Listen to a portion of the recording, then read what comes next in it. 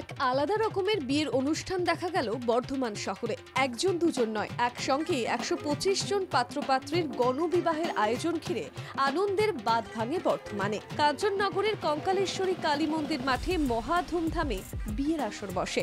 ৭ পাকে বাধা পড়েন বিবাহযোগ্যরা। উল্লেখ্য, অনেকেই আছে যাদের বিয়ের আয়োজনটুকু করার সামর্থ্য থাকে না, অর্থাভাবে ৪ হাত এক করার ভাবনা বাধা পায়। সেই সব মানুষদের জীবনসঙ্গীর ব্যবস্থা করতে গণবিবাহের আয়োজন করছেন তৃণমূল কংগ্রেসের জনপ্রতিনিধিরা, যার বড় উদাহরণ তৈরি করলেন বর্ধমান দক্ষিণের বিধায়ক খোকন দাস। খোকন দাসের উদ্যোগে আয়োজন করা হয়েছে গণবিবাহ। হিন্দু মুসলিম উভয় সম্প্রদায়ের পাত্রপাত্রীরাই এই সামাজিক বন্ধনে অংশ নেবেন। ১২৫টা মেয়ের গণবিবাহ হবে।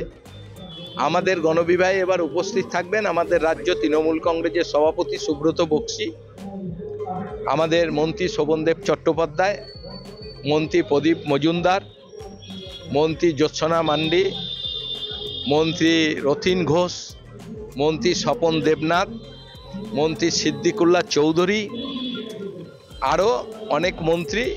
গত ১০ বছর ধরে এই গণবিবাহ হচ্ছে বর্ধমান শহরের কাঞ্চননগর কঙ্কালেশ্বরী কালী মন্দির মাঠে। ধুমধাম সহকারে এই গণবিবাহ হবে, আসবেন মন্ত্রীও।